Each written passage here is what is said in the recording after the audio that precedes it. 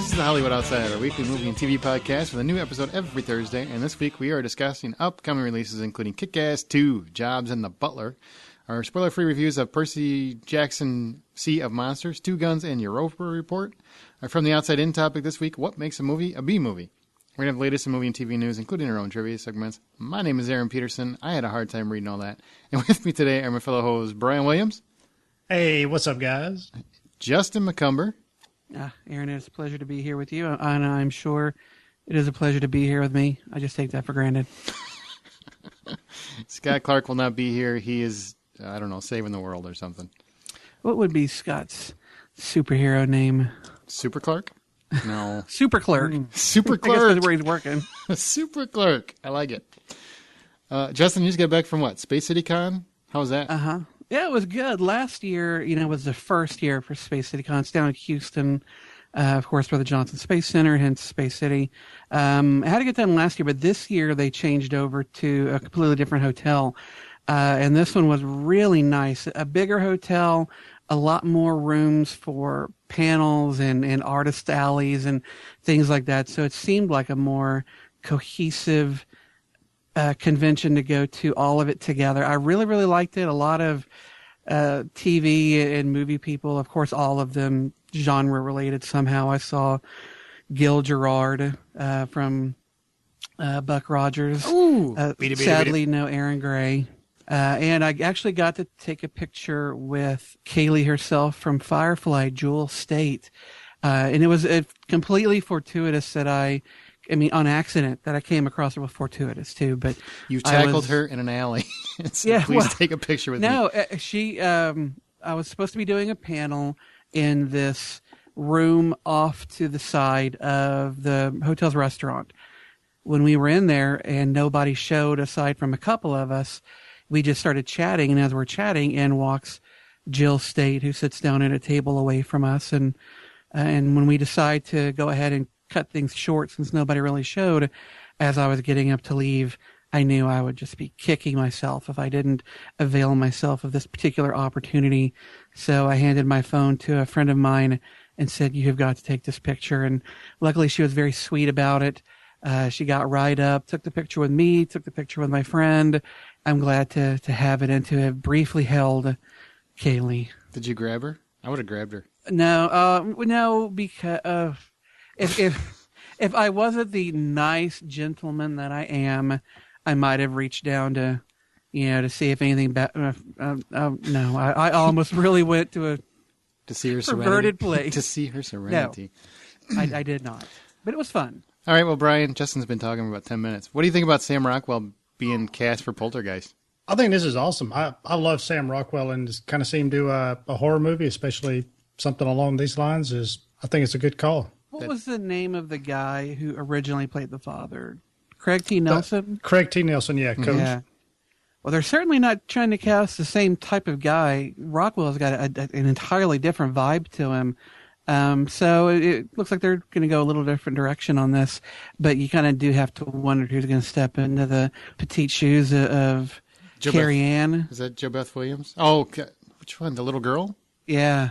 But the exorcist lady, the little person who had this room is clear. Weird voice, Caroline. Mm-hmm. Yeah, who's that going to be? Yeah, because that was... You got to find angry little midget lady. Where are you going to find her at? I don't know, maybe they'll go with Melissa McCarthy. Wow. You calling her an angry little midget lady? Well, she's not as little, but she seems like she's not the tallest person in the world. That sounds more like a parody. I don't know if I want to see her in a serious Poltergeist remake. Maybe we just recast Peter Dinklage because he's... Because he's like the go-to guy for the little people. For small parts. Because Warwick Davis is now just too old to be doing it, so... Supporting roles. Exactly. We are going to talk about Brian's Trailer Park a little later, but there have been like 40 freaking trailers that have been released this week. There was, Thor, where you saw the extended version of Asgard. That's cool. Yeah. Looked pretty awesome. Had a nice little Indiana Jones moment at the end of it. That was pretty neat. And Bad Grandpa, which Justin is just about, which is Johnny Knoxville dressing up like a grandpa, running around doing jackass stuff. It's one of those things where, in the traditional jackass films, these are just a bunch of jackasses doing stunts. Whereas this film is kind of going more the Borat route, but with that Jackass flavor dumped on top of it. It looks really funny. I am not the biggest Jackass fan in the world. And when I started watching the trailer, I was kind of preparing myself for a meh at the end of it, but I actually just started laughing my ass off about halfway through it until the end. I think it's really, really funny, but nobody is more shocked by that than I am. I mean, there's a couple funny parts, but I just don't like the Jackass movies. The first one was hilarious until about 15 minutes in, and I'm like, this is it. This is all we're going to do. At least this one brings in an unsuspecting public. Whereas the Jackass films is just them being jackasses all by themselves. This one's got more of that hidden camera. What was that old show? Hidden camera? They used to do the hidden camera. Candid camera. Oh. Yeah, kind of a candid camera. If you've watched the really hysterical show called Impractical Jokers, it's got a bit of that feel to it. I always love when your average, Walmart type shopper gets filmed going, what? And, getting those looks on their faces when weird shit happens. I don't know. I'm not going to apologize. I think it looks funny. You should, though.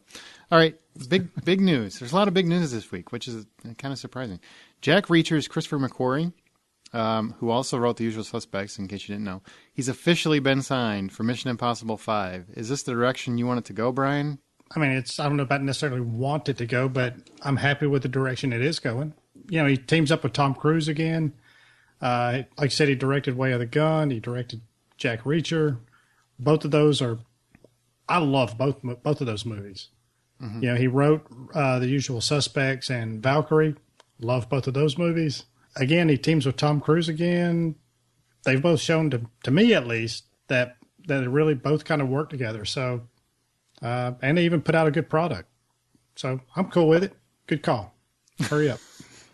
I wish they'd have stuck with Brad Bird. So do I. So much. I really liked Ghost Protocol.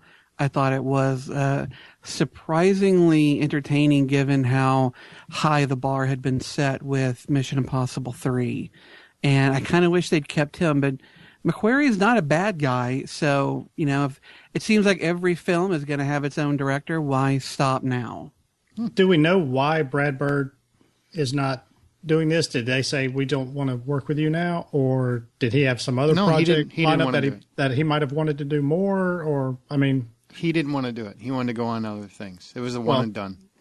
Okay, so it's not like the studio was going, we didn't like what you did there. We want to go with a different route. I don't know how they could. It was the biggest movie in that franchise. So okay, it's just one of those things where he did it. He got the recognition he needed. Now he can do whatever he wants based on that movie. Like I said, I guess my point is that they had to find somebody else. Mm-hmm.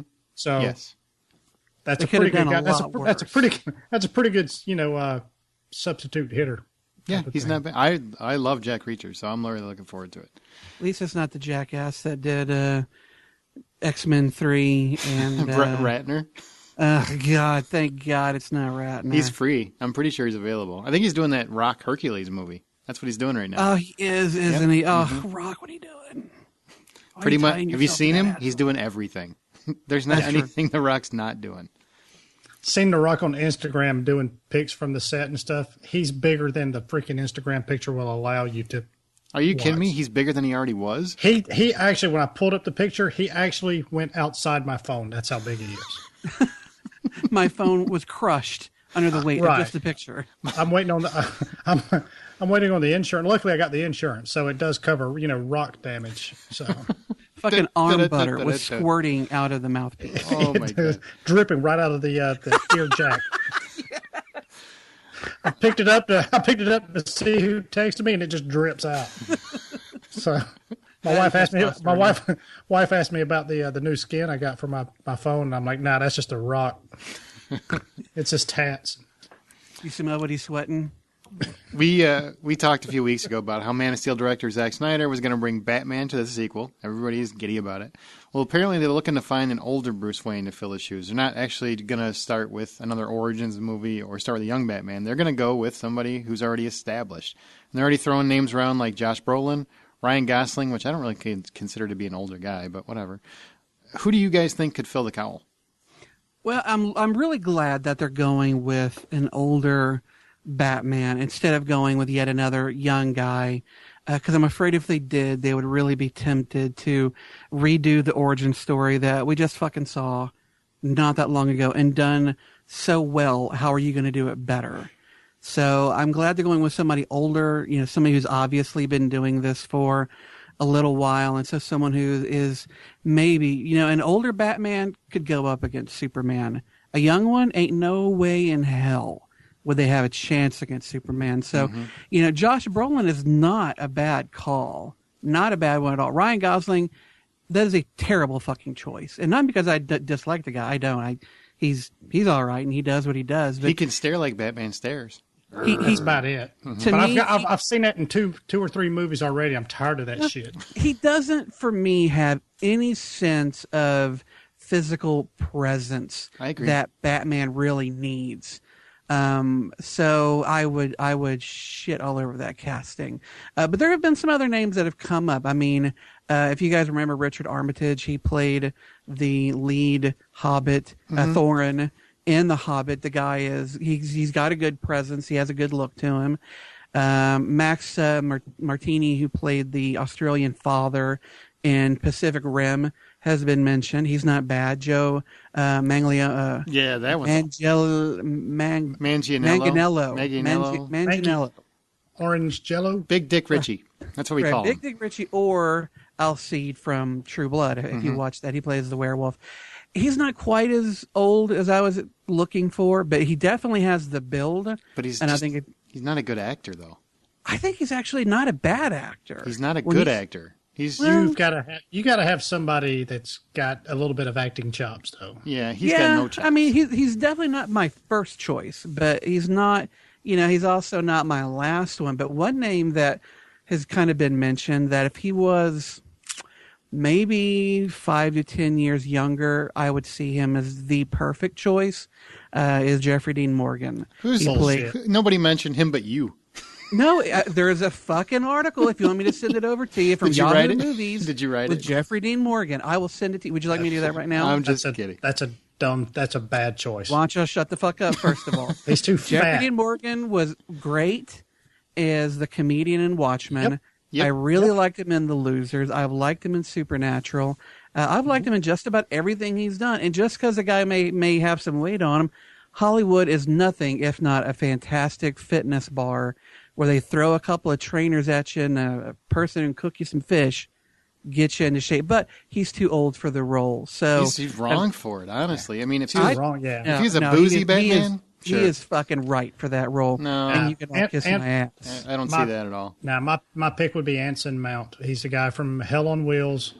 And while it's hard to imagine him with all that long hair and that big grizzly beard that he's got in that show, he's my front runner. He's got the brooding. That's a shit pick.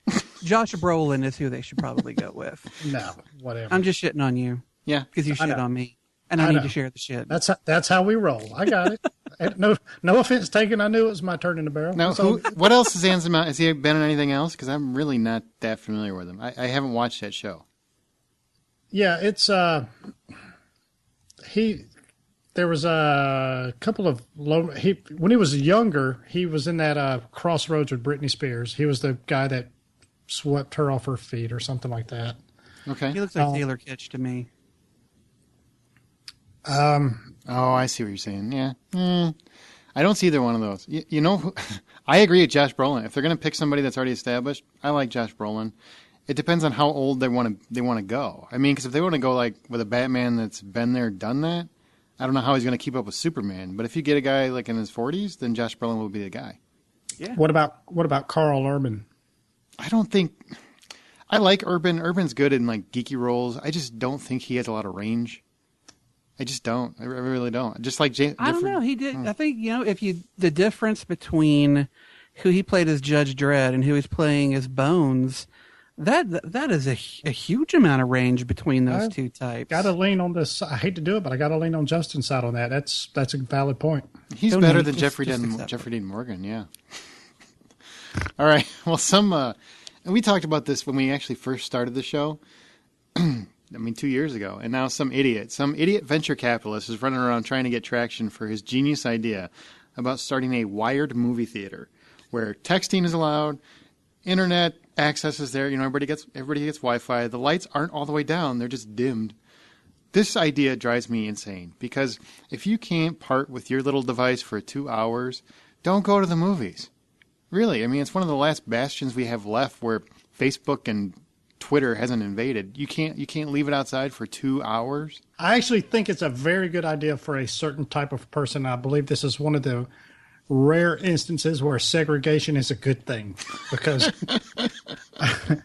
I don't pay $10 a ticket, $10 to $20 at the concession stand because what do we recommend you do? Buy popcorn. Go to $20. You buy the large.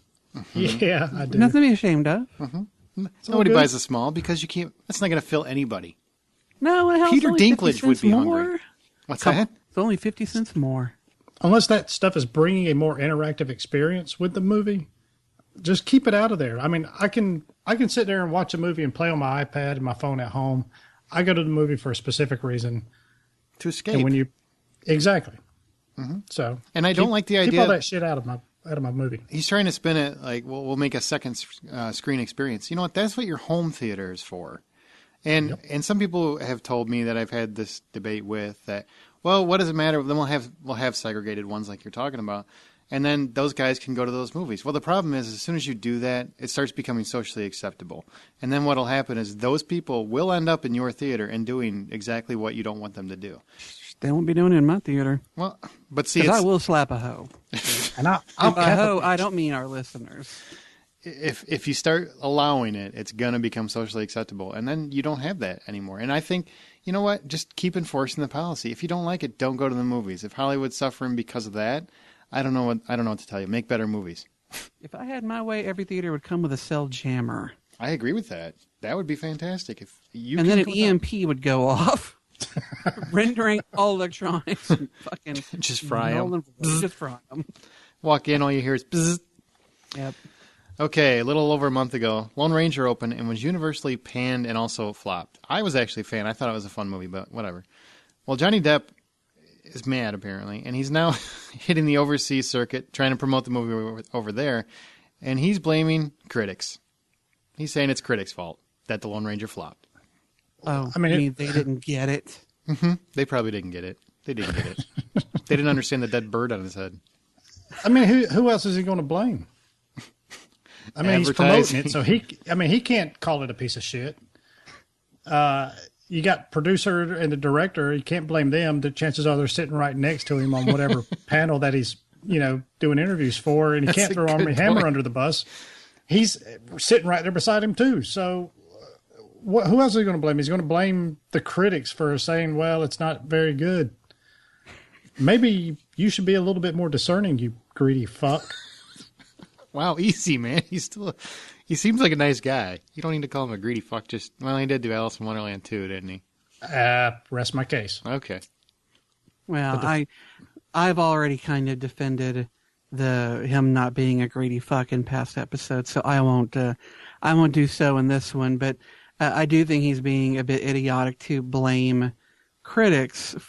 never blame critics for a film's success or failure. It is always on those of us who go into the theater that are going to cause it to either fail, or those of us who don't go. Mm-hmm. So blame the audience. Don't blame critics. Critics are an easy target. It's a straw man argument. He's better than that, or he should be. And honestly, that movie, we talked about on the show months ago, the trailers made it look boring. And some people thought the movie was boring. It does have like a little lull in the middle, but because I'm a huge fan, I was fine with that. A fan of the character, not necessarily the movie. I liked the movie. I didn't love it. But the trailers didn't do it any justice. When you've got Pacific Rim and all these other movies that are coming out, Iron Man 3 and Star Trek Into Darkness and all these other flash summer movies, and this one comes out and it's like a train on train tracks, and it's, Johnny Depp running around with a dead bird, that doesn't really sell. Yeah, when your major special effects moment is a giant wooden trestle that's being blown up, sorry, I got giant creatures crawling from the crack of the earth against giant robots. And you spent $200 million on it. Who thought there's no justification? Whoever approved that is an idiot. There's no justification for a $200 million And in Western. fairness to him, though, I mean, he's also got to go take this beating basically a month after it came out here and realized how much of a flop it is. Now it's releasing overseas and he's doing the tour for it. So now he's got to, this is kind of a bad situation. It's a lose-lose situation that he's in right now. Mm-hmm. So, I mean, you know what I want him to do? I want him to take this because I still like Johnny Depp. I think he's still a great actor who hasn't really been able to shine for a while because he's been taking these Hollywood roles.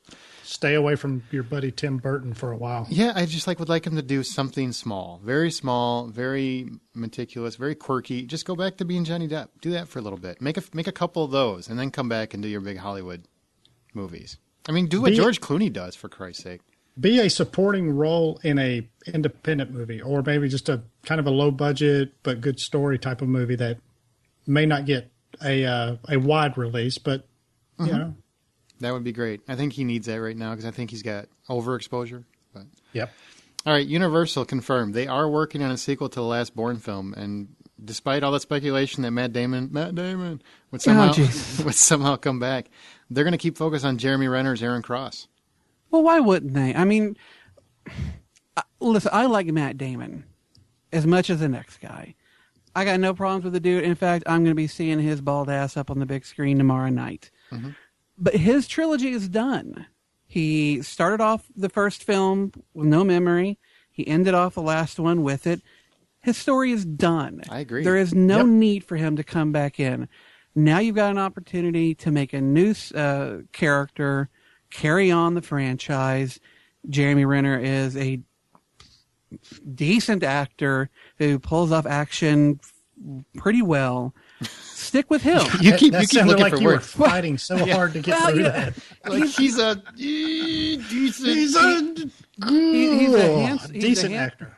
He's a handsome guy and fairly charming. He's a handsome guy. Yeah, he doesn't have the greatest acting chops in the world, but I have to feel like over time he will get better and better. So let him continue to do these films. Don't look for Matt Damon. Keep it with his Jeremy Renner. Keep it with his character of Cross. I think it's going to be just fine, especially since Anthony Peckham is going to be scripting this film. He's the one who scripted the original film, and that one was a really good, really well-written film. So I think it's a win. People move on. Matt Damon's done. It's done. Let's all move on. I was a fan of Renner as Aaron Cross, but the movie was not well written, so I'm hoping that the writing makes a big difference. Because the plot was really stupid. Well, I wouldn't. And the ending sucked balls. Yeah, the ending was not great. I didn't think it was a bad film at all. No, I just thought it was kind of just okay. It was a little paint by numbers. Yeah, it's just like one of those where you're watching. Oh, okay. Yeah, I mean nothing great, nothing bad. Just kind of, it's all right. Well, speaking of bad, Bruce Willis is out, and Harrison Ford is in for Expendables 3. And what's worse, apparently Stallone tweeted. And he implied in his tweet that Bruce Willis was greedy and lazy. Yeah, he did. He did come out with a tweet saying Willis is out and Harrison Ford is in, and then a few minutes later, he didn't say any names. He didn't say names. No. let's just be clear. But let's be fair about it. He didn't say any names. Because Stallone's listening. Hey, what are you talking about? Hey? But he did say greedy and lazy, a sure formula for career failure. So coincidence. You have to. Yeah, it could just be coincidence. Bad timing, but obviously it's widely assumed that he's referring to Willis. And he really never did anything to change that perception. So No, he did not. We'll just leave it at that. I'm personally fine with him being out. I thought that he's the same guy in Die Hard and the Red movies. Mm-hmm. So it's the same character. I've seen enough of it. I'm bored with it. I'm fine with him being gone. I just, and I'm actually kind of glad to see Harrison Ford doing something a little bit more light and fun. Yeah. Mm-hmm. You really don't like Harrison Ford, Justin, do you? No, I love Harrison Ford, and that's the reason why I'm kind of, to me, the Expendables films are where actors either go to die or who are trying to kind of build a little bit more to their career. I mean, who in this it's basically like a zombie film of a different nature, so to speak. It is the Florida of movies, and there have so far not been any actors in it of Put any that on the real- poster. Yeah, of any real worth. I mean, sure, we all love Sylvester Stallone. We love the guys who are in it, but we love them because they're a little cheesy, a little, or more than little, ham-fisted, and that's what kind of makes them fun. But Harrison Ford, to me, is a cut above. And this looks like he's slumming. I don't get it. He's better than this. See, here's what I think. Harrison Ford is one of my all-time favorite actors. And he honestly is the biggest action star in any of these movies. Because, I mean, Star Wars, Indiana Jones, the Jack Ryan movies. I mean, blows all the... Even in Schwarzenegger... Air Force One, get off my plane. Exactly. And The Fugitive, even in Stallone and Schwarzenegger's heydays, they haven't come close to matching Harrison Ford. No. And so to have him there, that's a huge get for them. Now, he's never been like an ass kicker. Like, you don't picture, Harrison Ford running up and just punching the shit out of somebody, because he always has that, the old man punch that he has. But he does. He punches like an old man. But he's seen as like an action star, huge action star. I love the idea that he's going to be in this. I don't know what the hell they're going to have him do. Maybe he's going to be like a president or something. I can't picture him going around kicking somebody's ass. But I'm looking forward to it. And I'm glad Bruce Willis is out, because I agree with you guys. He's, as much as I love Bruce Willis, he's boring the shit out of me. The shit. And I just saw Red 2, and I was so bored, I'm not even reviewing it. That's how bored I was with it. Fuck you, I Bruce Willis. did see your show notes on that, and it actually just was a bunch of Z's straight across for about a paragraph. It was. I'm like, come on. Now, I believe, because Kevin Smith has talked about how Bruce Willis has been in the last stage of his career, it's quite possible that he wanted more money or he didn't want to do certain things. I have no idea. But I do know that Stallone seems like he has a really hard work ethic. He seems to take it seriously. But those two have been friends for years, from like Planet Hollywood days. So I was actually kind of shocked more that he said that. Stallone is not that jacked at like 129 years old and not a hard worker. Exactly. So, that's true. Steroids or not. Look at Bruce Willis's track record these last handful of movies that he's done. It ain't exactly good. Except for Looper. Yeah, except for Looper. I'll give you Looper. That Looper somehow was really slipped good. through the net. I'm sure it was an Right. accident. It was, yeah. He took the extra Geritol pill that day or something. I agree. As much as I've always liked Bruce Willis, he seems to have swallowed the I'm Bruce Willis pill, where he feels like, man, I understand. People love this. I'll just keep doing that. But I don't care. Harrison Ford in Expendables 3. If they also get Wesley Snipes, and if Mel Gibson is still in it like rumored, this seems like the best cast I could ever imagine. When is Liam Neeson going to be in it? That's the question. He doesn't need to be in it. He's got a specific set of skills, and he can handle this shit on his own, even at 65 years old. And he's really more of a recent he just started. action star, like the last 5 years. So, welcome to Brian's Trailer Park. All right, well, it's been a long time since I've seen a really good military/war movie. So, and I'm talking to you, Act of Valor. One of the more popular source materials for war movies are the Navy SEALs, which is kind of where our first movie, Lone Survivor, draws its inspiration from as well. It's based on the book by Marcus Luttrell. Lone Survivor traces the account of 4 members of SEAL Team 10 and their failed mission to kill a notorious Taliban leader.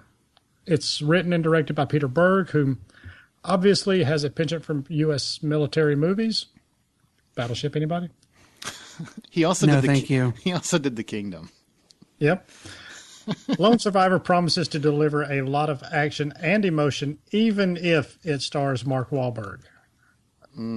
Justin, what do you think? I know you're not really kind of a war movie guy, but what'd you think about this? Well, I mean, we all know that Battleship sucked huge balls. I just we're want to all point in out agreement on that. No, right? we're not. You gave All it a right. 7. I just want to point that out. You gave it a 7 when it came out. 7. That doesn't translate to balls. It might have. That sounds like I had fun. I was ashamed of myself, but I had fun.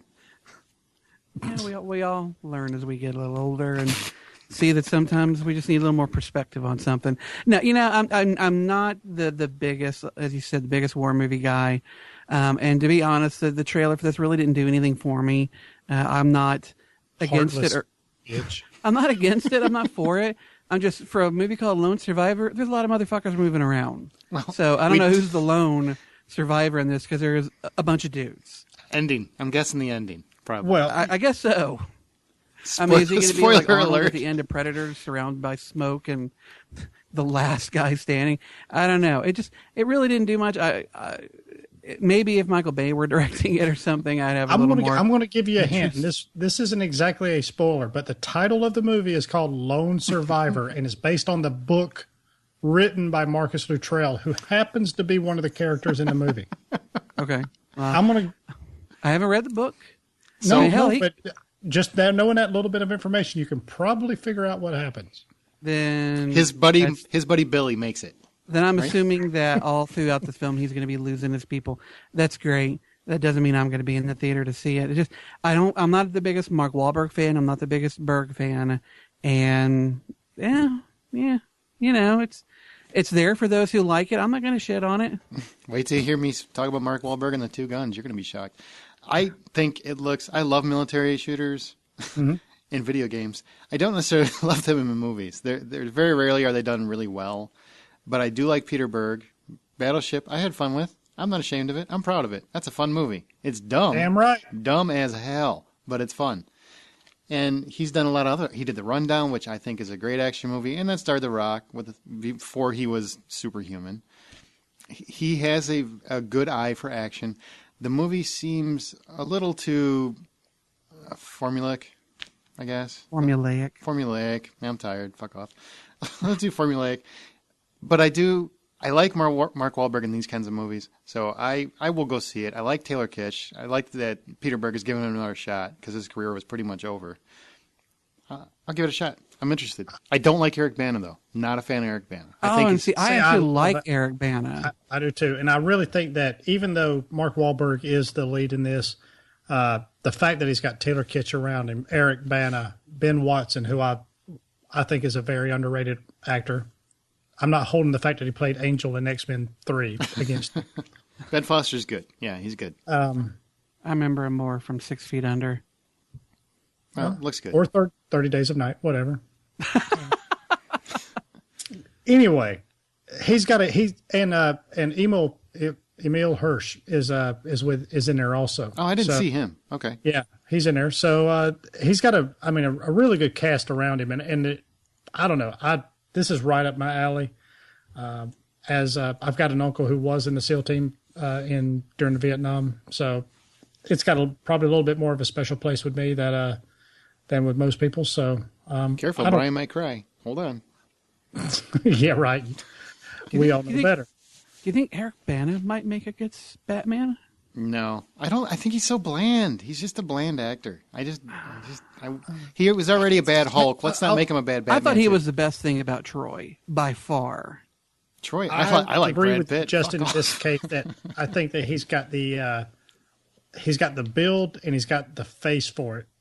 Put that cowl on. I mean, come on. But that's I don't half your battle. But where I got to agree with Aaron is the acting part of it.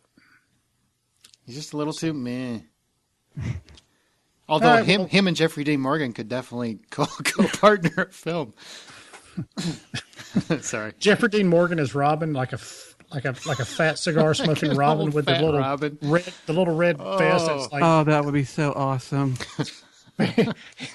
His hairy beer gut poking out from between his green tights. Justin, and his red... we got to talk about your version of awesome. And he just starts shooting people.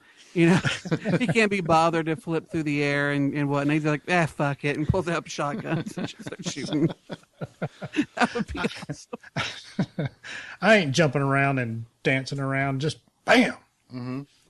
All right, well, let's get back to Lone Survivor. It actually opens January 10th of 2014. And now we go from real-life action to totally absurd action.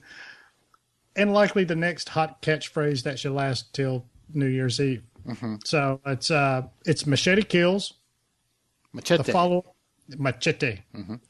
The follow-up to the award-winning Machete. Award-winning. I know. I couldn't say that with a straight face anyway. So anyway, it just sounded nice. Oscar nominee Danny Trejo. Exactly. Machete is recruited by the U.S. president to stop a ruthless arms dealer who wants to stick his large missile in the president's south wing, if you will. Thank you. I'll be here all week. Even longer if you replay that joke over and over. Anyway, the over-the-top, not so tongue-in-cheek sequel by Robert Rodriguez opens up October 11th. Aaron, are you going to the movies to see this, or are you going to go just kind of wait for a video? I'm going to go to the theater, but I will tell you, I think this one looks cheesier than I was hoping.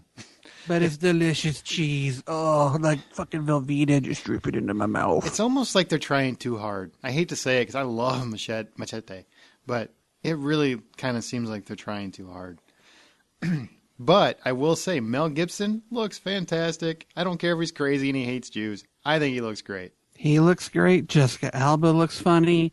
Everybody, oh God, everybody involved looks like they're like, yep, this is gonna be one of those movies. So let's crank this bitch to 11. And there is that chance that they're gonna overdo it and ruin it. But from what I saw in the trailer, it looks like everybody is just really enjoying chomping on that scenery with plenty of good cheese on it. Oh, the one action scene at the very, very end where he harpoons the guy to the helicopter and blows my God. The sky is so good. Or that fucking boat tips over onto its front for a little bit and then falls over so it could chop through people with its props. Come on. Oscar winner Mel Gibson is just crying in shame he didn't think of it. That's what I'm saying. And he actually is an Oscar winner. I wonder if he got on set and just cried at his career. Wow. That's something to think about. Not really. All right. Well, you can call us or text us at 818-81-I'm-a-ho. Or for the spelling impaired, that is 818-814-6246. You can email us at feedback@thehollywoodoutsider.com. Get us on Facebook at facebook.com/thehollywoodoutsider. Tweet us at @H_outsider, and you can get your official I'm a Ho t-shirts at thehollywoodoutsider.com, and they're freaking awesome. I love the looks I get when I wear mine out. Now we're going to try a new trivia thing that was Brian's idea called Bad Casting Director. Basically, one of our hosts is going to take an iconic film role, and the other hosts are going to recast it.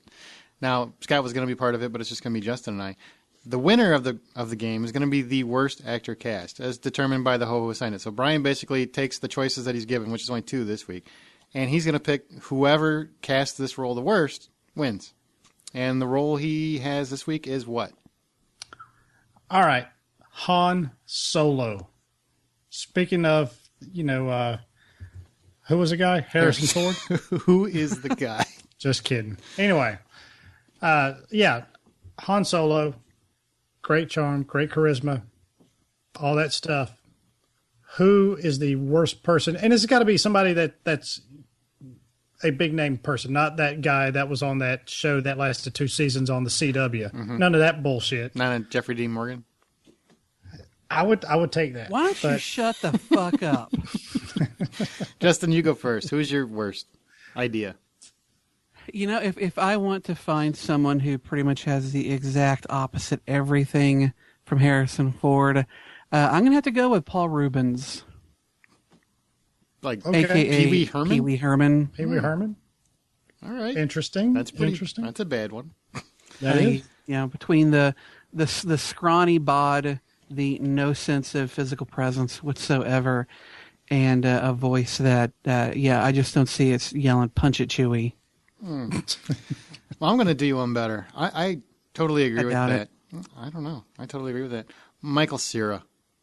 That's who I think would be an awful, awful Han Solo. He has no charisma. His voice is just like nails on a chalkboard, and he has no charisma. Did you see Scott Pilgrim vs. the World? I rest my case. Yeah, did you? Because I don't think you did. He awesomed that movie. The redheaded girl with the drummer, she was way better. Yeah, much better. Yeah. Well, Brian, you picked the winner, so. Yeah, I got to go with Michael Cera on this one. Yeah. Suck some more Aaron Dick. So it's tasty. My 2 cents, Freddie Prinze Jr.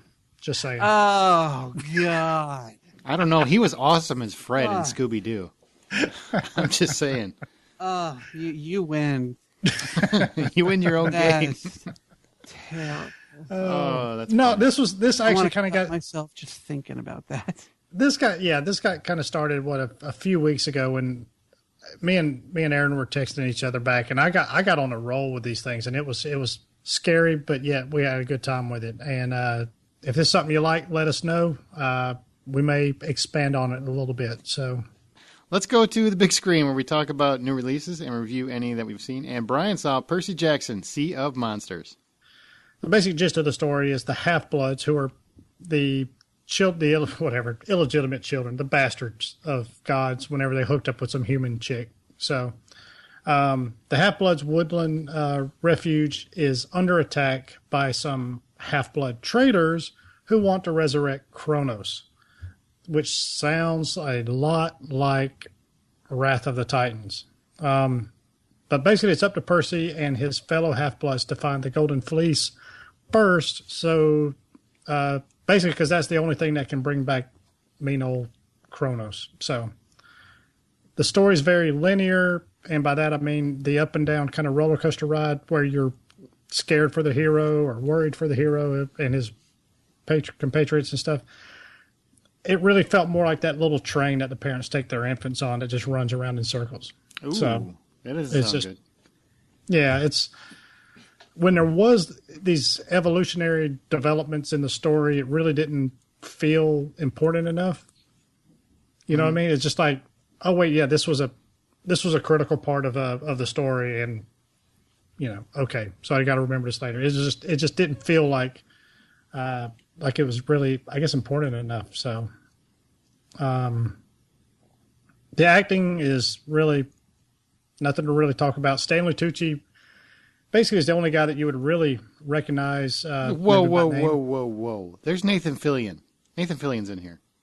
He's got a very, very, very small part. You shut your whore mouth. I assume he's in every scene. And he does actually have what I took as a Firefly reference. Okay, what was the reference? We'll tell you. He makes a reference about a TV show that was a, I don't know the exact line, but basically he says it was a really popular TV show that got canceled. Well, he's half right. It got canceled. I don't know if it was popular, but in retrospect, yeah, now it is. So anyway, he still looks fat and brown. When you see the movie, you'll know what I'm talking about. Anyway, shut up.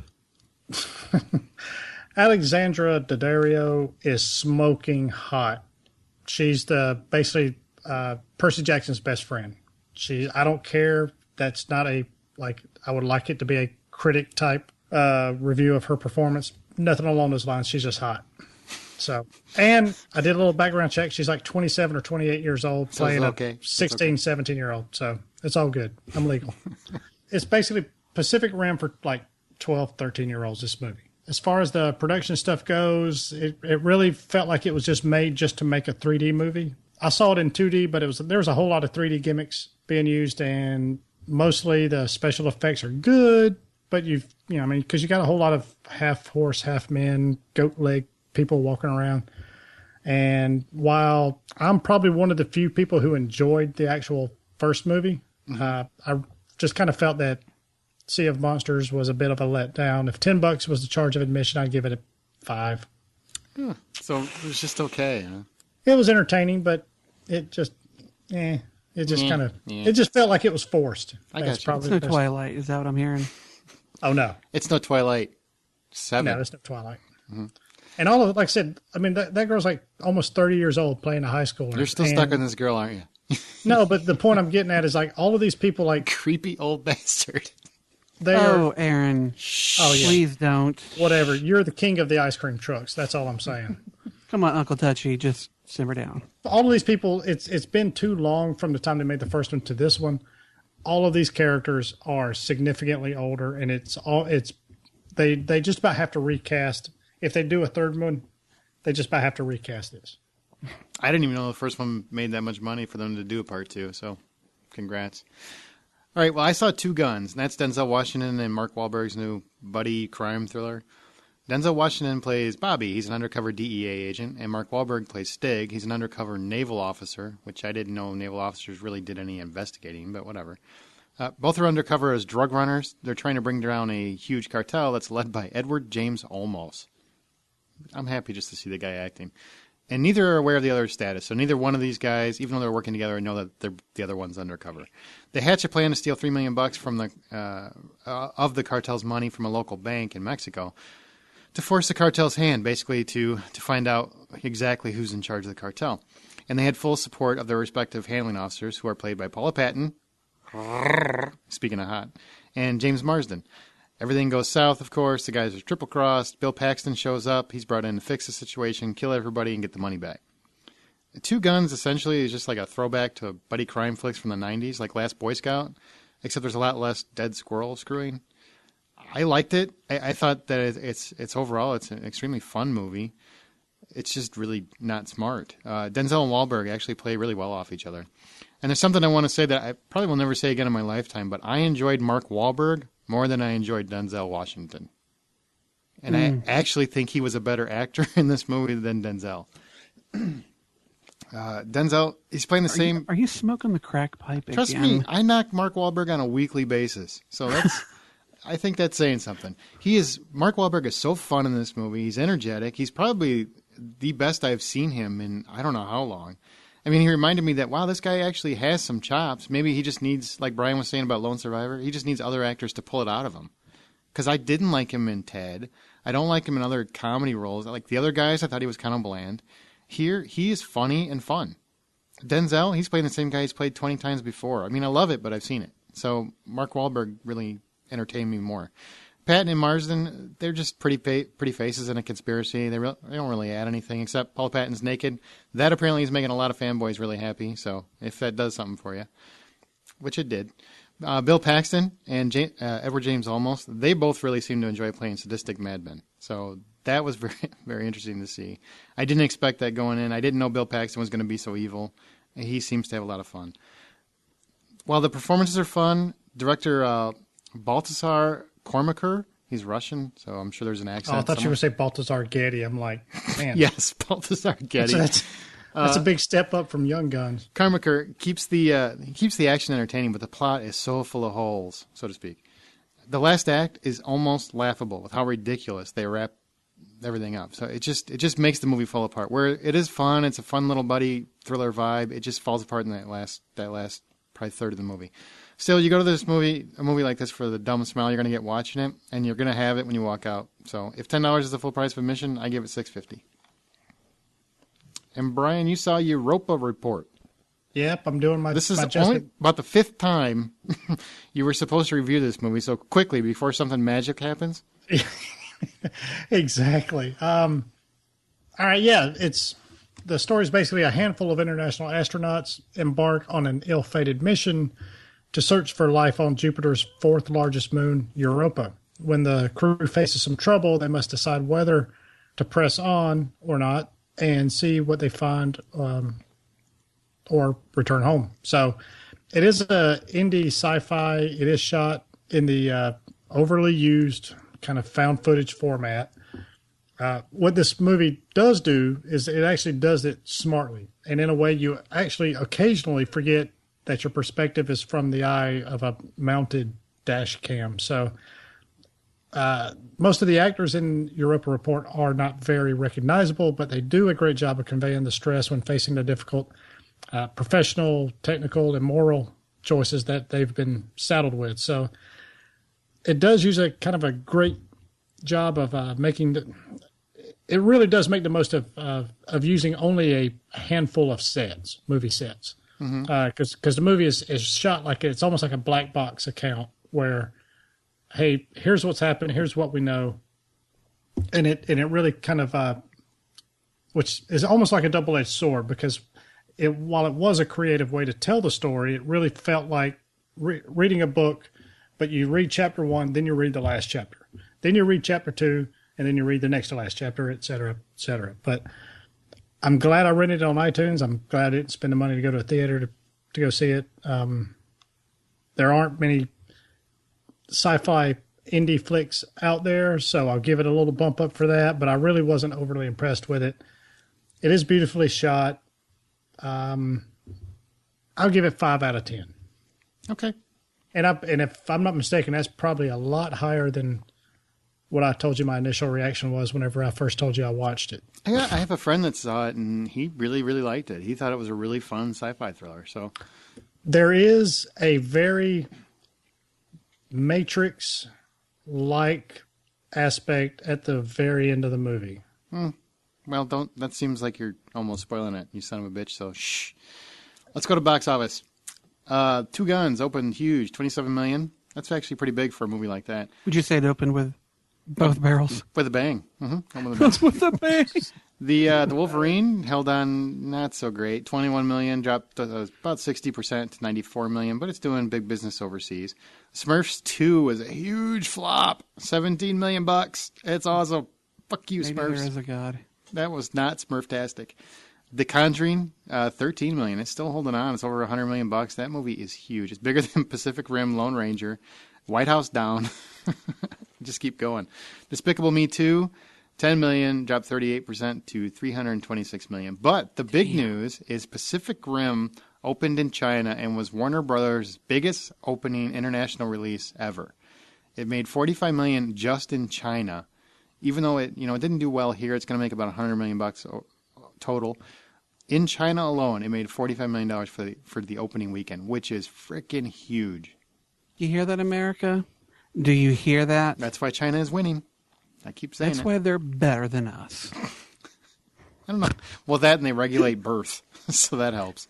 Well, but now we just got to get Universal got to get that check first.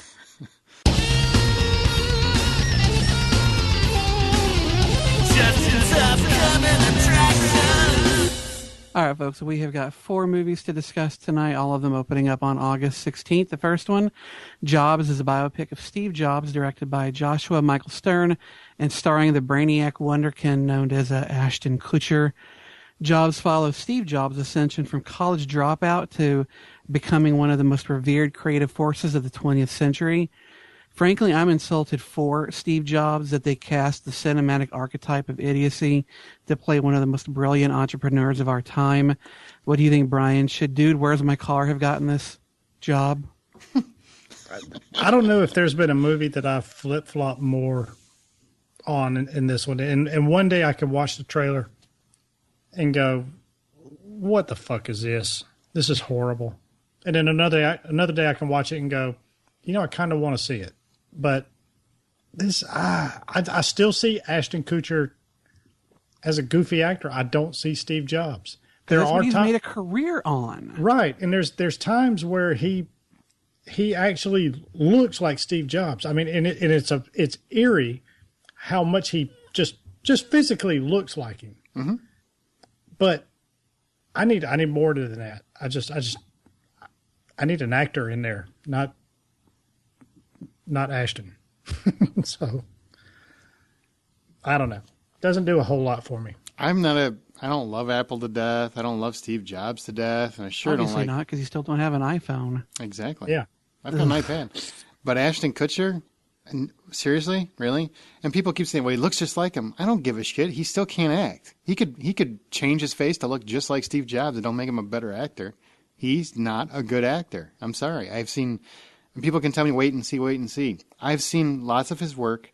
I have seen absolutely nothing, including Butterfly Effect. So if somebody tries to throw that at me, I'll say, no.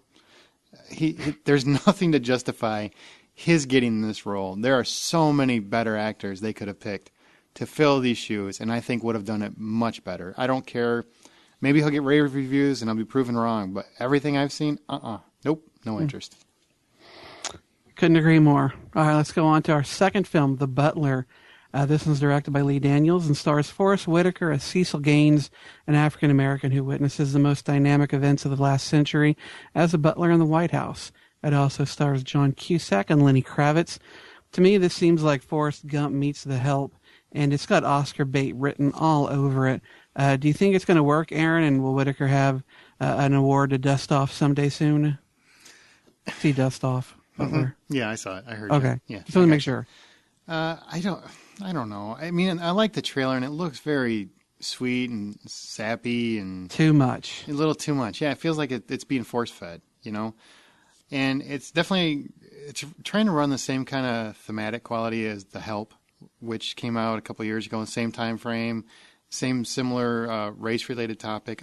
It's just something that is really not really getting my interest. My wife really wants to see it. Good for her. I hope she has fun. I'm really not interested. I'll probably catch it on video, though.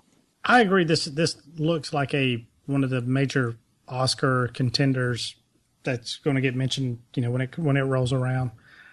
But I don't know. He's a fantastic actor. I love a lot of the stuff he does from his work that for a season or two on The Shield. Oh man, he was awesome in The Shield. He was, Last King of Scotland, which is where he actually won the Oscar for.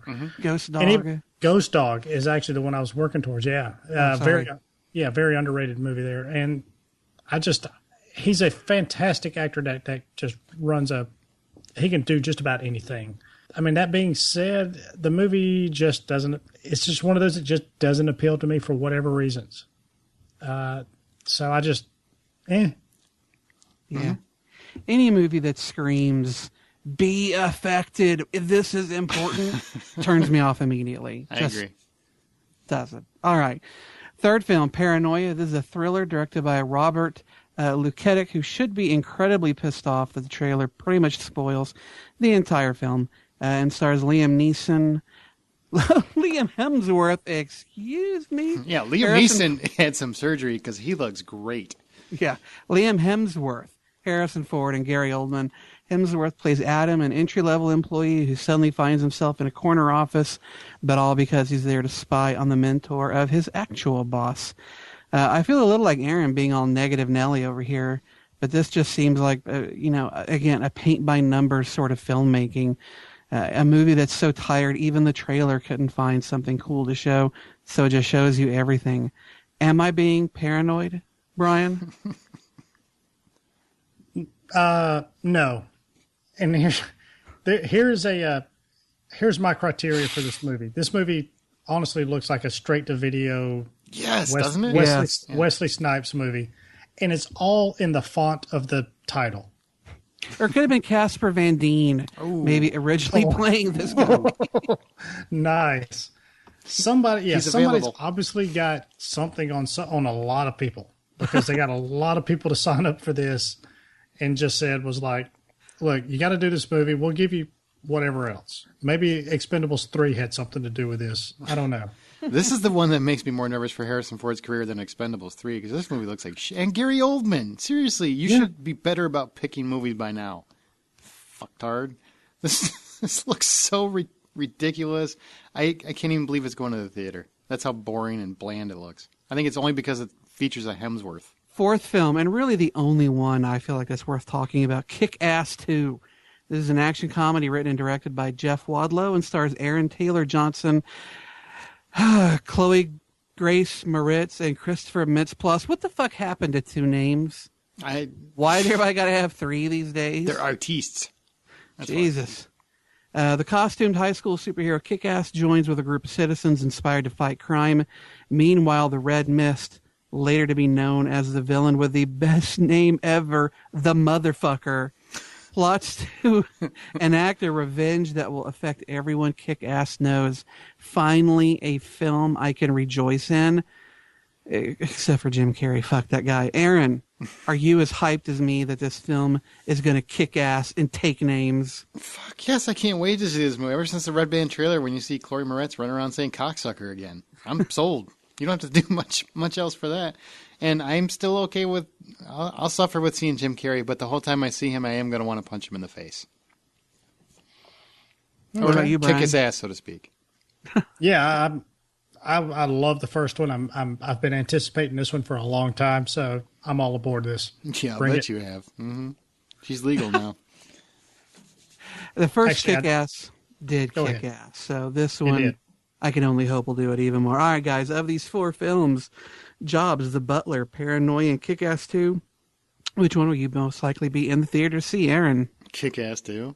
Brian? Kick-Ass. All right, well, let's go ahead and hat trick this one. Kick-Ass 2 for the win. Well, I want to answer for Scott, too. Okay, Scotty. The Butler. I think it's a really important film about... I don't want to offend anyone that's listening, so Butler. And Jobs, because I like Ashton Kutcher. He's funny. He is. He's on Tuna. Man. Where to hear us? Listen and subscribe on iTunes, your Stitcher Radio app. Give us a thumbs up if you do, or in any place you can find an RSS feed. Go to thehollywoodoutsiders.com. We have a new episode every Thursday. What's this movie? What's this movie? Each week we play ours or a listener-suggested clip from a movie. And if you think you know what the clip is, email us at feedback@thehollywoodoutsiders.com. Tweet us or Facebook us the answer. And next week we'll give you a proper host shout-out. Last week's answer was my pick, and it was Drummers, because fuck Justin. Those that got it correct, Stephen. No, Aaron, fuck you. Stephen F., Sean M., John R., D.A. Cheney, and John B. Congratulations, guys. You got it right, and you all, I'm pretty sure, know that Justin was wrong. This week, I think you pretty much just got nothing but emails and comments that I was right. Oh, I get more. Let's move on. I just wasn't going to feed that fire. This week it is Justin's turn, and if you think you know what this is, email us at feedback@thehollywoodoutsiders.com. Here's your clip. Now, a shower drain runs into the ditch where the guy is. Will we fit? One way to find out. You boys are crazy.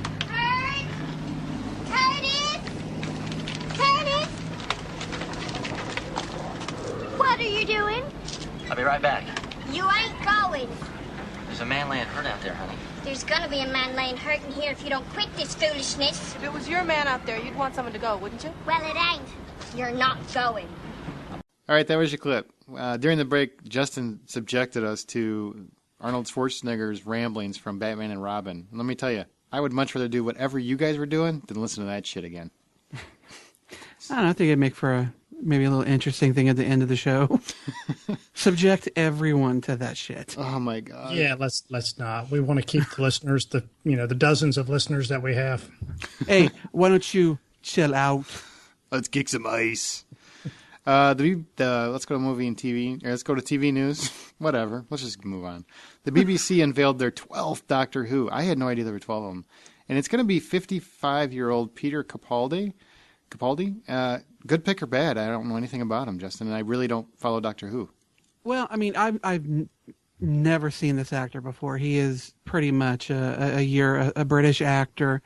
From looking at his IMDb page, everything he does, is either for the BBC or just generally in Britain. So I am not overly familiar with this actor, but it is a surprising pick given that the actors that they have been casting as the Doctor, from Christopher Eccleston, kind of restarting the franchise, and then David Tennant, and then Matt Smith, they were going younger and younger and younger, and now all of a sudden, yeah, like you said, there's this 55-year-old guy who's going to be playing the Doctor. So I think it's an interesting choice.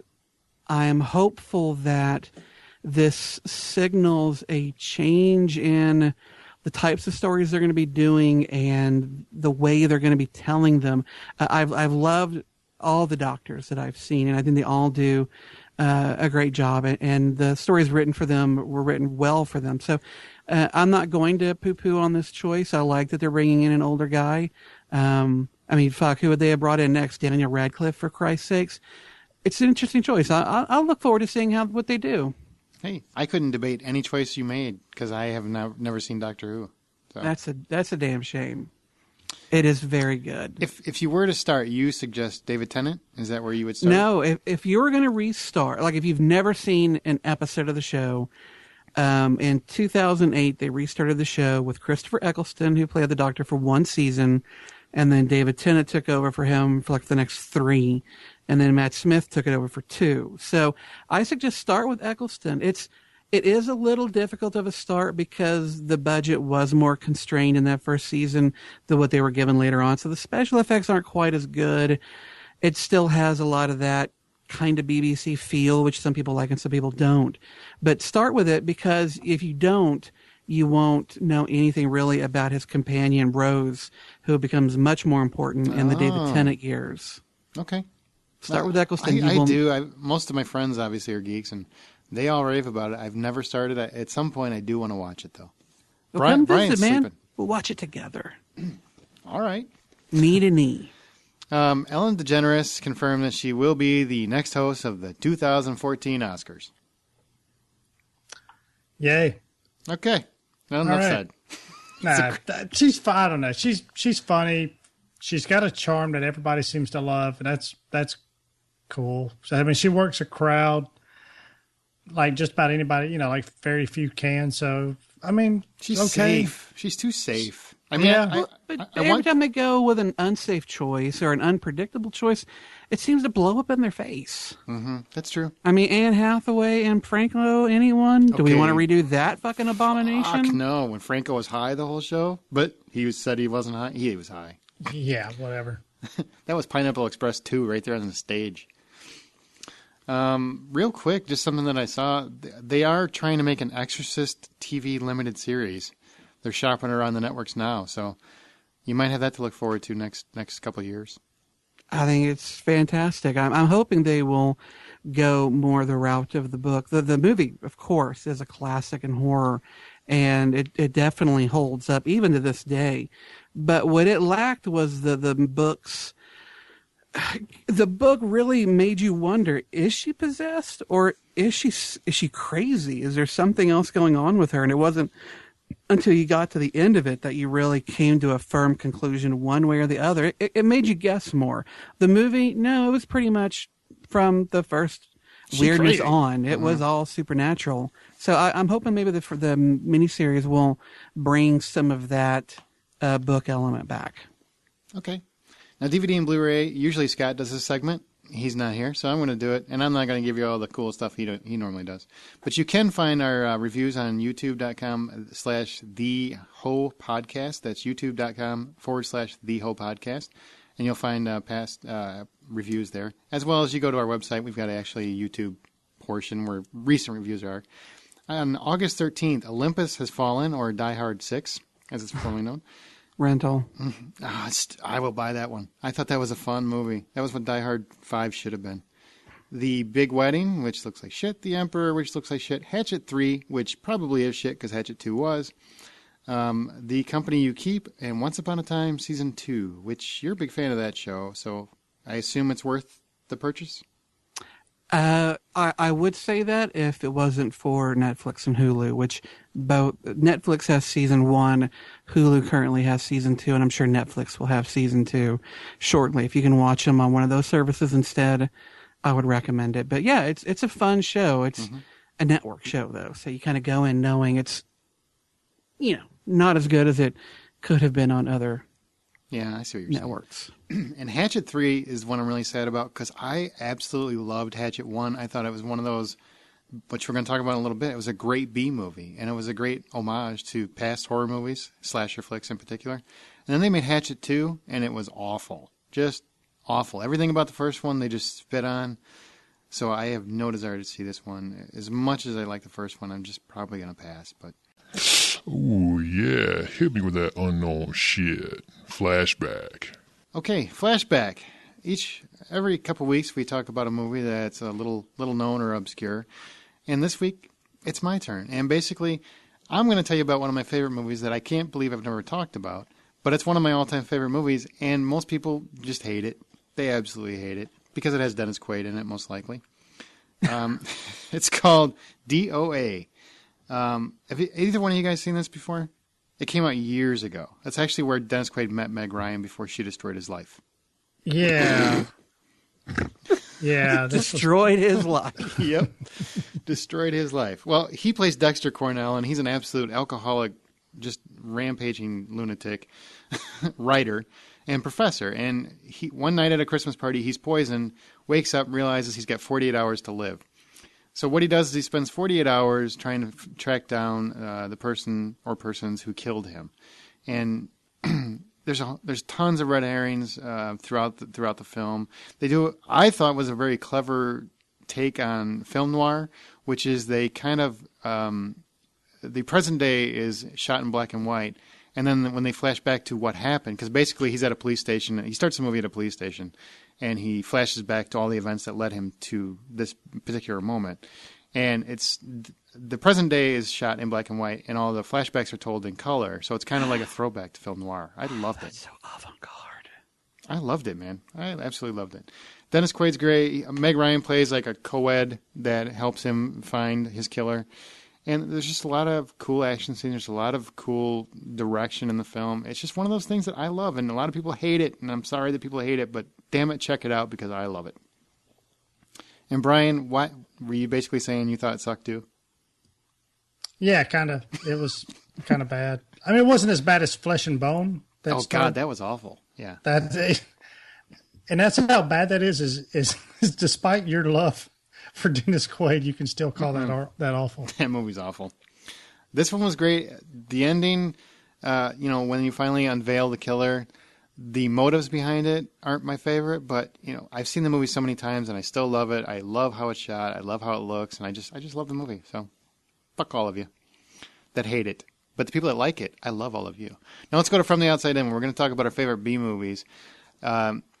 And before we get there, geeks throughout the interwebs, they love the term. They love the term B movie. So I guess what I'm asking you guys is, what does that mean to you? What makes a movie a B movie? Well, for me, it's really kind of a low budget commercial movie, and I think that's really the key, is that it's supposed to be a commercial movie, not intended to be an artsy fartsy flick. So because back in the day, people would actually go. They would make kind of an A grade and a B grade movies, and over time they realized that people weren't really seeing the B movies, but they would actually go see them if they were kind of done as a double feature. So usually they were kind of paired up with like a cartoon or a newsreel, stuff like that. But for the most part, they kind of went out 70s, I think, something like that. So I don't know. I look at something that's cheesy, obviously bad acting, bad writing, but it's fun. Yeah, for me, a B movie is one of those films that it doesn't go for the art. Kind of like Brian said, it's a movie made for, I don't even want to say the masses. I think it's made for a particular audience that is there to have fun. B movies are more about entertainment over high-minded concepts. They really don't care about some plot holes and whatnot. It's a movie that doesn't have a lot of money, tries to do the most with that money that it can, really wants to entertain you, but at the end of the day, it kind of knows what it is and doesn't put on airs as though it's something else. It kind of embraces its cheesiness. Yeah, and like Brian said, it did start from, those beginnings where it was just part of a double feature, and geeks kind of adopted it because there's so many movies that we like that most people think are shit, and we don't. We see the love in it, and for whatever reason, whether it makes us laugh or we appreciate the fact that it's just so cheesy and campy that it works, or we see how it was meant to work even though a lot of people didn't. I mean, it just became something that you could tell your friend about, who could tell his friend about, who could tell his friend about. And then suddenly you have like this small little clique that enjoyed this one movie that only probably 10 of all your friends saw. But just those 10 got every joke you talked about. Every time you read it, you said a line. Most of your friends wouldn't get it, but those guys would. I mean, that's what a B movie is to me. It's that one little gem that only your really true geek friends would get.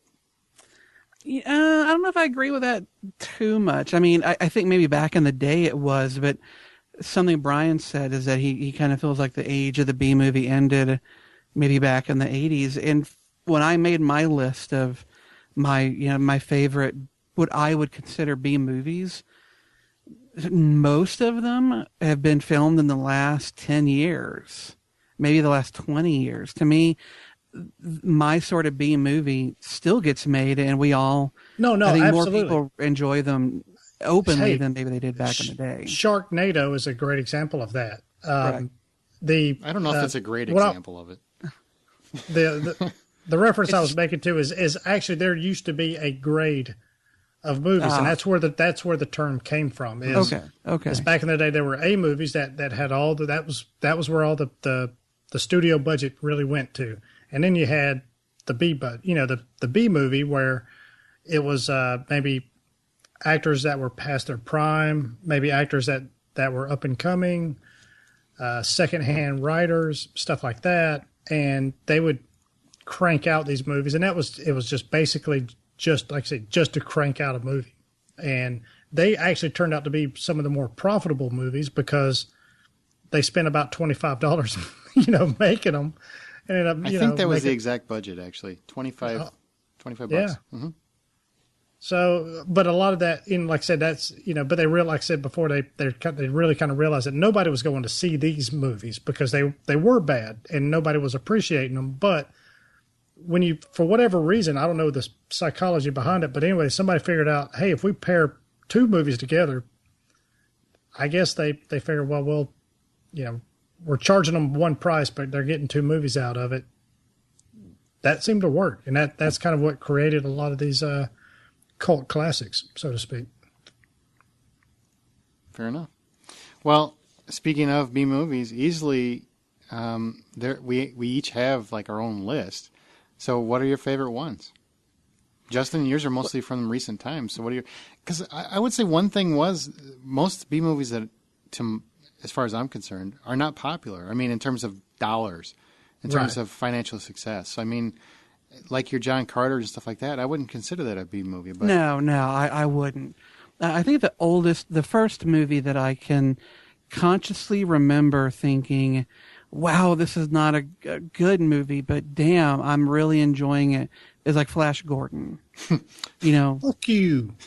I mean, it's got cheese dripping from it, and you can obviously tell there's not a lot of budget in this thing, but everybody is giving it everything they've got, and the film is funny sometimes because they want to be funny, and sometimes in spite of what they're really trying to do. But Flash Gordon is, one of those older films that I would say is a B movie that I like. But newer movies, I mean, even some of them have actually got decent budgets for them. I would consider like the Resident Evil movies to be B movies. When you watch them, they're so kind of silly and they're a bit over the top, and it's all about, the blood and the gore and the action scenes. They're not made for, the brainiacs amongst us. They're just all about just being silly and having some fun with it.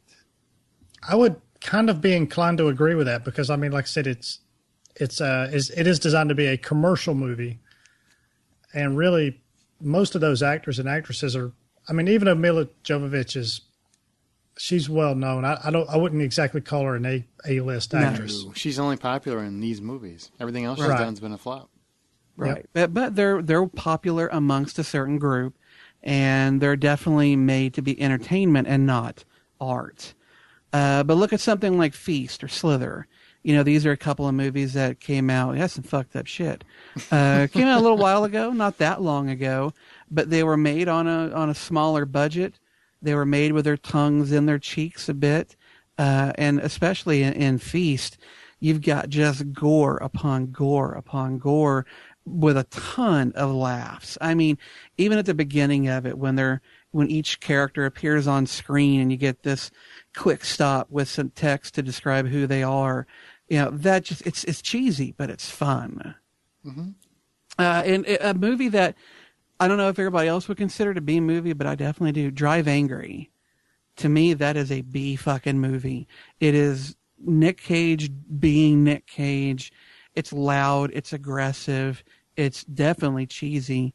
And it's a lot of fun. What about the Crank movies? Oh, definly. Yeah. Definitely. Oh, good call. Yeah. Mm-hmm. And the last one I would mention, we talk a little bit about blaxploitation before. To me, those are kind of B movie-ish. Black Dynamite, I'm Gonna Get You, Sucker, Undercover Brother. All three of those, very limited budgets, but they go for the laughs, they go to entertain, and that they know that they're not going to be winning any Oscars, and so they just go in to have a lot of fun. And so I kind of consider those B movies too. All right. Well, my list, I mean, I've got some recent ones. Like Sliver's definitely on there. I would even call Serenity a B movie, honestly. I hate that. Somebody else did that, and it's true. No, I think what Joss Whedon was going for, though, was something higher. And even if maybe for some people it didn't achieve it, and even though it didn't make a lot of money, they were attempting to make something grander. And to me, that takes it out of the realm of a B movie. I think But there's that's just tons my- of B my- movies that were trying to make something bigger, and it just didn't happen because there are limitations of the budget or whatever. Escape from New York, that they were trying to make a much bigger movie there, but they didn't have the money. So I think Serenity falls into the category. Boondock Saints, I think, is a B movie. I mean, it's not like your typical 80s kind of gore movie, but From Dusk Till Dawn, that's a fucking Oh, B God, movie. yes. Especially the second half of that movie. Yes, the second half is just like 14 B movies wrapped into one. Anything John Carpenter made up until Vampires, they're B movies because he didn't do anything that really made mainstream success other than Halloween. Like Escape from New York, Big Trouble in Little China, They Live, Prince of Darkness, all those B movies all the way. And the entire Evil Dead series. Brian, what do you got? Most of my list actually is kind of went the opposite of Justin here. It's most of my stuff is actually older. Movies like Damnation Alley. Ooh. Who was Jan Michael Vincent was in that. It was a post-apocalyptic movie. Flash Gordon was on my list. Max von Sydow was, to me, I don't care what he's in, he's always mean to merciless. He Always. was awesome. Buckaroo Banzai. Oh, yeah. Beastmaster. Do you remember that one? I do. Oh, God, Yep. yes. The Last Dragon. Remo Williams. Sure enough. Who's the master? Remo Williams was that one where they were the adventure begins, but it never went anywhere because Right. that's a ballsy ass title, man. And there was a whole run of these movies that I didn't appreciate at the time, and I just don't think they translate well now. But I did get a little bit of satisfaction out of them. But that was the Toxic Avenger movies. Oh yeah, yeah. I know they were. I mean, they were just, you were cool if you knew who they were, who it was, and all that stuff. All the trauma movies, yeah, absolutely. Right. A couple other bad ones that I guess maybe they're just guilty pleasures, maybe. But Stone Cold, you remember the Stone Cold was fucking awesome. God, with Bosworth? That was fantastic. I saw it. In his mullet? Fuck. Yeah. That's a great movie. I saw that in the theater. I loved that movie back in the day. So good. Would you consider Summer School with Mark Harmon? I don't care. I would consider it awesome. So yeah, whatever you want to say. It's awesome. What's We'll your just call list, it that. man? Side Out is another kind of summer weird movie, but kind of B movie ish. That It was a volleyball movie with C. Thomas Howell and Oh God. Thorne Smith. Soul Man. Remember Soul Man? Oh Yeah. Trying Jesus. not to. How do you make that movie and not like spend your day in Paula Deen hell? You know what I mean? Could they have made that movie today? No. Fuck no. Yeah, they did. It was called White Girls. Yeah, you can that's make it true. that way. You can't make it the other way. You just can't. Death Race 2000. I used to love that as a kid. With Carradine? Yeah, Yeah, absolutely. Carradine. The remake is even a bit of still retains a little bit of that B movie. It Yeah, does, it but does. but Statham, as much as I love him, he's no Carradine. And Carradine just made that movie fucking weird. Yep. Remember all the That's- ones in the 80s like Motel Hell and Trancers and all of that? Just like Yeah, Tim, I mean, Tim you could Thomerson just about had a run of them. just Scanners. just kind of reach in a grab bag and pull out any 80s horror or action movie. Yeah, exactly. And they all had a level of cheese that made them a B movie to some degree. Yeah. Jim Cotta. You remember that one? Oh my God. Where they combined gymnastics with karate. Karate. And it made no sense. It made no sense. No. And something we're going to talk about in our After Dark special. All those ninja movies in the 80s. Remember those? Like Revenge of the Ninja and American Ninja. and all that ninja shit. Those things were about as B movies as you can get. And anything Chuck Norris did after Eye for an Eye. Everything Chuck Norris did. Just anything with Chuck Norris on the cover. Mm-hmm. Yeah. There's some smaller movies. I mean, Dead Alive. We talked about that one an episode or two ago. The Peter Jackson film with killing zombies with lawnmowers. I would consider Dog Soldiers and Ginger Snaps Oh, yeah. Definitely. both to be, kind of B movie ish. And what do you guys? I mean, would you guys consider The Expendables? No. Really? No. There's a certain reveling and the over-the-top violence that, to me, kind of takes it to that B-movie sort of level. Not in a bad way, but, they're definitely not going for high art either. Because they are commercial successes. They are playing on that trope. They are playing off of that. So, no. Yeah, I would agree. I guess if you're parodying, though, B films, even if you're successful in doing it, aren't you still a B film? They're not parodying B films. They're parodying I don't know. To me, films. they're parodying a lot of those bad 80s action movies that you guys were just talking about. No. Yeah, but they're also doing that with some of the largest names on the planet. And they're not really doing the bad ones. They're doing the mega popular ones. 80s action films that were hugely popular. Those weren't B movies. So, yeah, I would. Hey, if you want to argue Serenity, we'll argue this one. We'll agree to disagree. Call them a wash. I don't agree. Get it? Call it a wash. See what I did there? I get you. All right. You're a leaf on the wind, man. Well, some of our listeners wrote in. Carlos Hernandez said, when I think B movies, I think of Ice Pirates. There you go. Oh, my God. Remember the robot dick? When he pulled it out, the robot just collapses. Beastmaster Krull. Oh, that thing was in 3D. Remember when it was in 3D? It was awful 3D. I used to watch on Saturday as a kid, and No Justin Battle Beyond the Stars was not horrible, just a poor man's Star Wars. Eek. Brad P. Said, well, the term B-movie came from the days of double features when studios would find a lesser movie to accompany the main features, Brian said. It would usually be a movie made for really cheap or a movie that wasn't great, that they could get cheap. These movies tended to be mostly unintentionally campy or cheesy, so the term B-movie has been associated forever with films of this nature. Personally, I'm a sucker for 80s quote-unquote B-movies because I grew up with them always on cable because they were cheap to get rights for. Stephen W., They Live is one of the best B-movies. I agree. I came here to chew bubblegum and kick ass. I'm all out of bubblegum. Thank you. Laura B., generally B-movies to me are campy, many times a horror movie, and watched for mere mindless entertainment. Amen. They don't usually blow my mind or cause any emotions. My favorite B-movie would have to be The Evil Dead, wonderfully campy and thoroughly enjoyable. Correct. All right. Now let's go to close. I would much more consider Evil Dead 2 a B movie than I would the first one. But you're just very picky about this. Well, yeah, maybe I'm being overly, picky over what I consider to be B and not. I suppose an argument could be made, and we would agree to disagree. Well, but I think the second one definitely has a lot more camp and tongue-in-cheek stuff going on, whereas the first one, I think they were going for something a bit more honest, and it's horror. Well, let's say Army of Darkness is about the campiest film ever made. So, yes, that's a B movie. That's a B plus movie.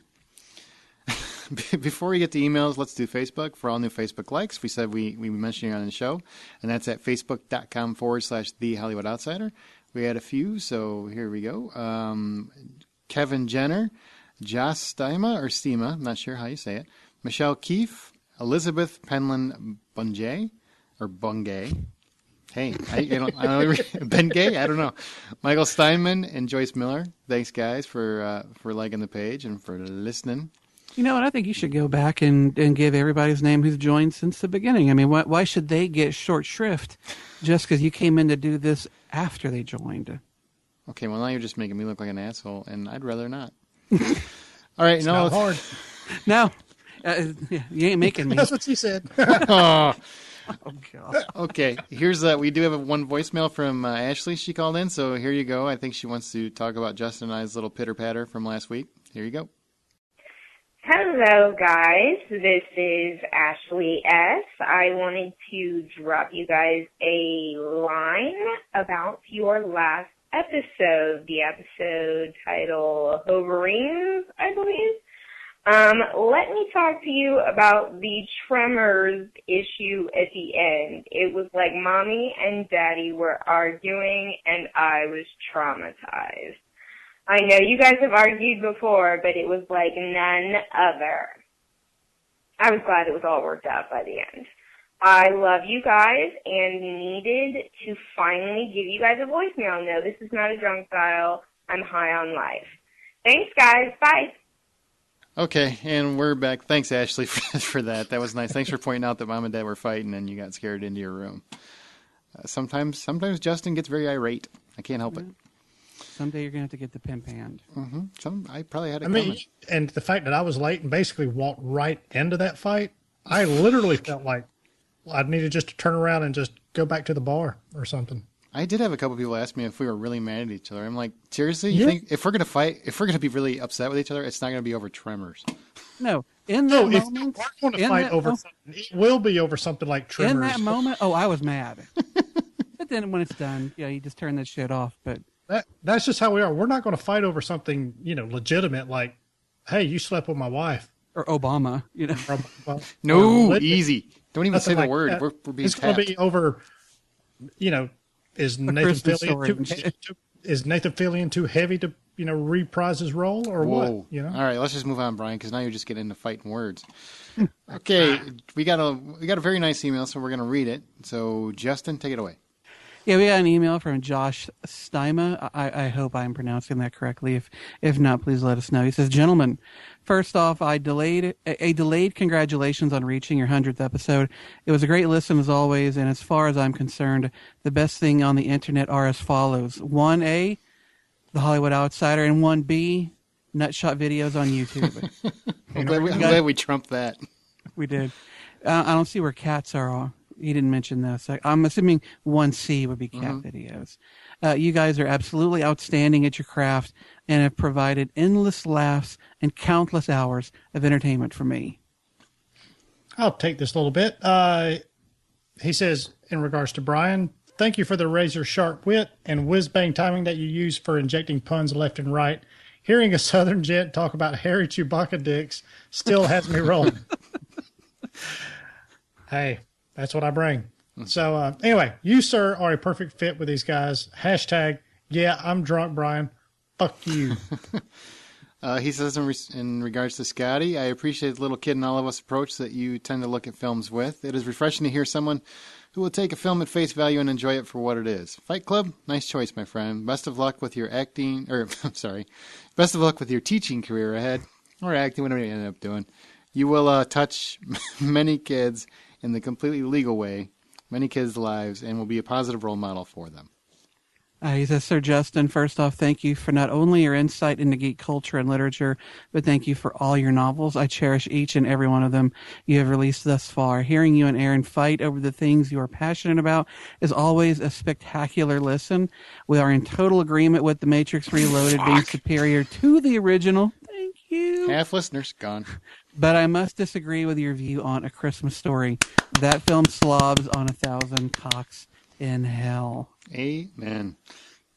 He says in regards to me, Aaron, you're amazing. I love you.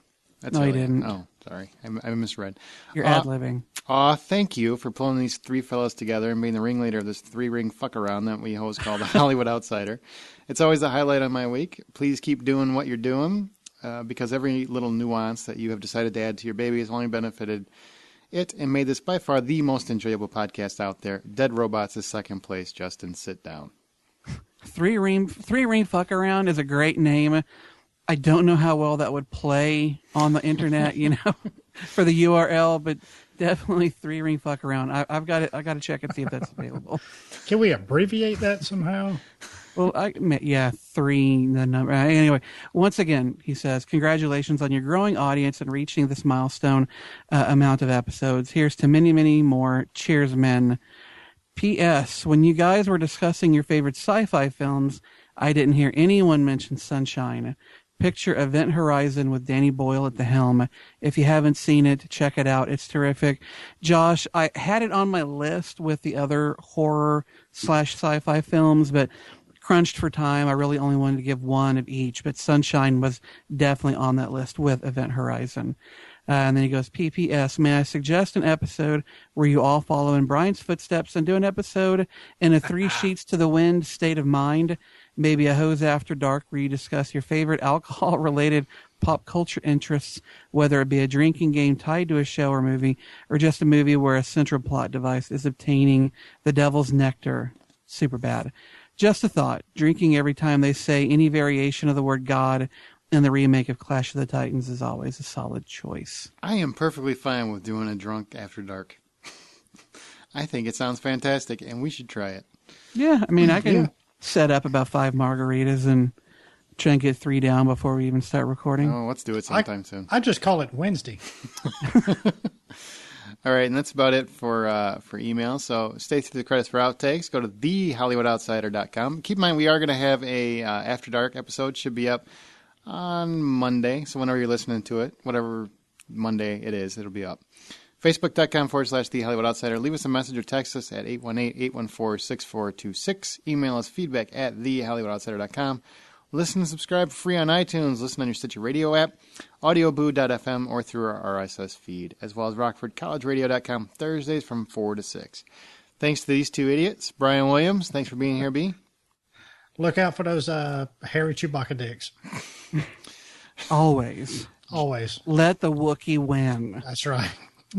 Justin McCumber. I have been a pleasure as always. Yes, you always are. And his book, A Minor Magic, and his other book, Haywire, and well, you got a new book. You guys have a compilation out too, right?